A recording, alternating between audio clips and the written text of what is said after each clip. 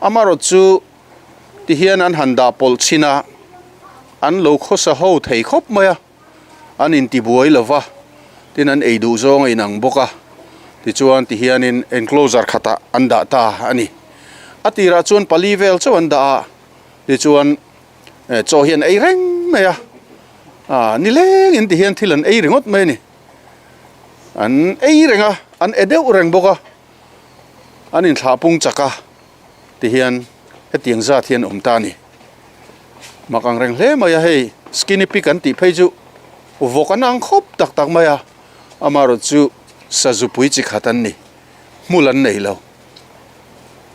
mam kang maya cho e tu em reng mai ni ti hian ni leng an ei tur chopan nga ya chon nei lo chon an ram vak mai ni anti beng cheng vak mai zel ni om takani stiang chon hen mu nom khop mai heng te hi exotic zingami tilai khochak lama tangan ron tol thak police tena an lo man